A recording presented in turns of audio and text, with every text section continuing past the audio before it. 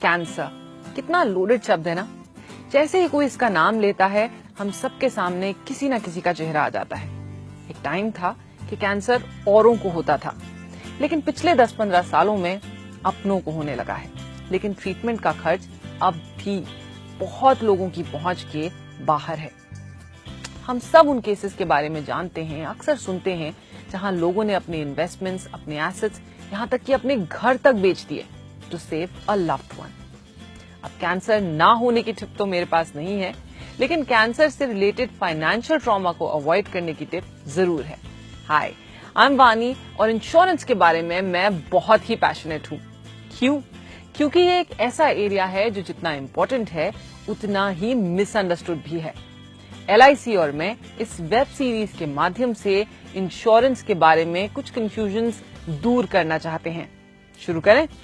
तो आज की हमारी टिप है कैंसर सर्वाइवल पे, फाइनेंशियली ऑफ कोर्स। सबसे इंपॉर्टेंट चीज जो हमें ध्यान में रखनी है वो है कि हमारे पास बहुत ही लिमिटेड कंट्रोल है इस सिचुएशन में। हम अपनी हेल्थ का अच्छा ध्यान रख सकते हैं, रिस्क फैक्टर्स से दूर रह सकते हैं, लेकिन इसकी कोई गारंटी नहीं कि ये सारे प्रिकॉशंस लेने के बाद भी हम 100% सेफ रहेंगे। हम अपने चांसेस कम जरूर कर सकते हैं, but we can not bring these to zero. आजकल कितनी रिसर्च ऐसी है जो रोजमर्रा की चीजों को कैंसर से लिंक करती हैं, जैसे कि माइक्रोवेव्स, प्लास्टिक बॉटल्स वगैरह वगैरह वगैरह।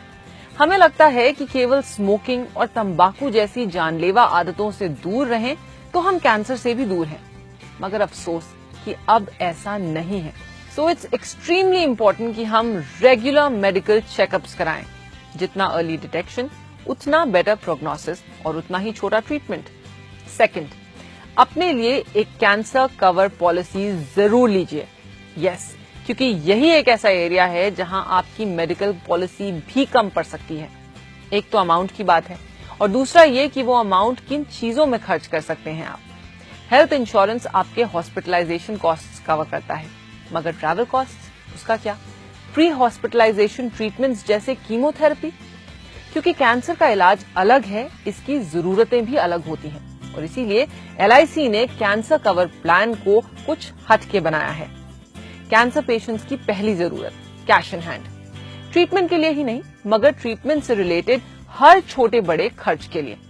कई बार हम जिस शहर में होते हैं उस शहर में स्पेशलाइज्ड कैंसर हॉस्पिटल्स होते ही नहीं। कितनी फैमिलीज ऐसी हैं जिनको शहर बदलने पड़ते हैं, क्योंकि अक्सर कैंसर का ट्रीटमेंट 1-2 साल तक चलता है। कैंसर पॉलिसीज में आपको अपने कवर का 100% पे आउट मिल जाता है अगर डायग्नोसिस मेजर स्टेज की हो। साथ में कवर का 1% हर महीने।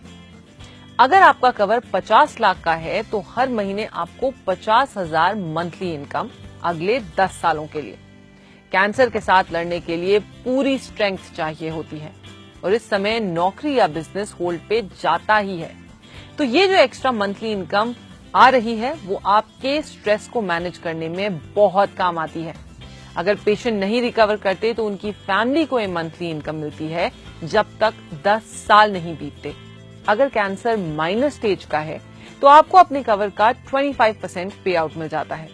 सो अगर आपके कवर 20 लाख के हैं तो 5 लाख पे आउट, और बाकी अगर कैंसर मेजर स्टेज तक जाता है तब।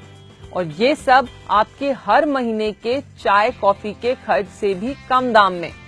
जानते हैं, साल के 3,000 रुपए भी नहीं लगते 25 लाख के कवर के लिए किसी 30 साल के इंसान के लिए, यानी हर महीने के 250 रुपए से भी कम। कैंसर कवर फैमिली के किसी बुजुर्ग की तरह ही है, समय आने पर पीछे नहीं हटता और वो सब करते हैं जिनकी जरूरत है बिना किसी कहासुनी के। डायग्नोसिस से लेकर मंथली इनकम तक आपको बस डायग्नोसिस रिपोर्ट LIC की ब्रांच में सबमिट करनी होती है with no extra paper work. सुन के ही रिलीफ हुआ ना? इमेजिन कीजिए कि लाइफ के उस टाइम पे जब सारा फोकस रिकवरी पे रखना हो, ऐसा एक्चुअली हो पाए। आधी लड़ाई तो आप वहीं जीत जाते हैं जब पैसे का स्ट्रेस नहीं होता, न किसी और पे डिपेंड रहने की जरूरत, न जिंदगी भर की मेहनत के बनाए हुए एसेट्स को तोड़ने की जरूरत। तो सोचिए और अपनी फैमिली से इस बारे में बात कीजिए। ये बातें अनकंफर्टेबल जरूर हैं मगर जरूरी भी हैं। और फिर अपने LIC एजेंट से कैंसर कवर पॉलिसी की जानकारी भी लीजिए। इस हफ्ते आपके 2 मिनटों के लिए बहुत शुक्रिया मेरी और LIC की ओर से। हमारा show life insurance made easy आपके लिए हर हफ्ते हाजिर है। तो अगले हफ्ते हम 2 मिनट में बात करेंगे क्रिटिकल इलनेस पर।